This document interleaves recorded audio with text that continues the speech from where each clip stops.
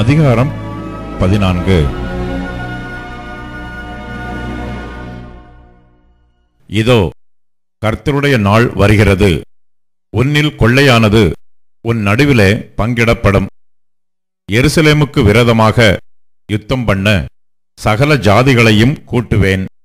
நகரம் பிடிக்கப்படும், வீடுகள் கொள்ளையாகும், ஸ்திரீகள் அவமானப்படுவார்கள். நகரத்தாரில் பாதி மனுஷர் சிறைப்பட்டு போவார்கள். மீதியான ஜனமோ நகரத்தை விட்டு அறுப்புண்டு போவதில்லை. கர்த்தர் புறப்பட்டு யுத்த நாளிலே போராடுவது போல் அந்த ஜாதிகளோடே போராடுவார். அந்நாளிலே அவருடைய பாதங்கள் கிழக்கே எருசலேமுக்கு எதிரே இருக்கிற ஒலிவ மலையின் மேல் நிற்கும். அப்பொழுது மகா பெரிய பள்ளத்தாக்கு உண்டாகும்படி ஒலிவமலை தன் நடு மையத்திலே கிழக்கு மேற்காய் எதிராக பிளந்து போம். அதனாலே ஒரு பாதி வடபக்கத்திலும் ஒரு பாதி தென்பக்கத்திலும் சாயும். அப்பொழுது என் மலைகளின் பள்ளத்தாக்கு வழியாய் ஓடிப்போவீர்கள். மலைகளின் பள்ளத்தாக்கு ஆத்சால் மட்டும் போகும்.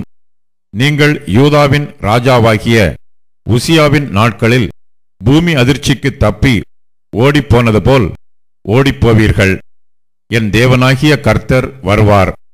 தேவரீரோடே எல்லா பரிசுத்தவான்களும் வருவார்கள். அந்நாளில் வெளிச்சம் இல்லாமல் ஒருவேளை பிரகாசமும் ஒருவேளை மப்புமாயிருக்கும். ஒரு நாள் உண்டு, அது கர்த்தருக்கு தெரிந்தது. அது பகலும் அல்ல, இரவும் அல்ல. ஆனாலும் சாயங்காலத்திலே வெளிச்சமுண்டாகும்.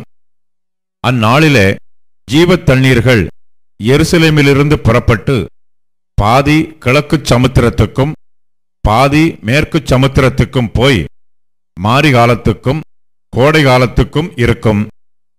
அப்பொழுது கர்த்தர் பூமியின் மீதெங்கும் ராஜாவாயிருப்பார்.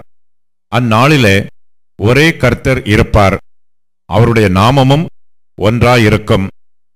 தேசமெல்லாம் கேபா தொடங்கி எருசலேமுக்கு தெற்கே இருக்கிற ரிம்மோன் வரைக்கும் சமபூமியாக திருத்தப்படும்.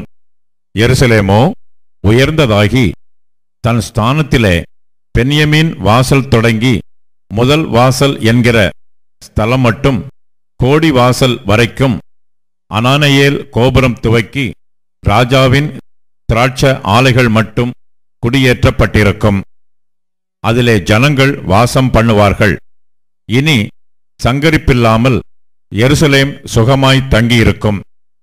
எருசலேமுக்கு விரோதமாக யுத்தம் பண்ணின எல்லா ஜனங்களையும் கர்த்தர் வாதிக்கும் வாதையாவது, அவர்கள் காலூன்றி நிற்கையிலும் அவர்களுடைய சதை அழிந்து போகும். அவர்கள் கண்கள் தங்கள் குழிகளிலே கெட்டுப்போகும். அவர்கள் நாவு அவர்கள் வாயிலே அழுகிப்போகும். அந்நாளிலே கர்த்தரால் பெரிய கலக்கம் அவர்களுக்குள் உண்டாகும். அவனவன் தன் தன் அயலானின் கையை பிடிப்பான். அவனவனுடைய கை அவனவன் அயலானுடைய கைக்கு விரோதமாக எழும்பும். யூதாவும் எருசலேமிலே யுத்தம் பண்ணும்.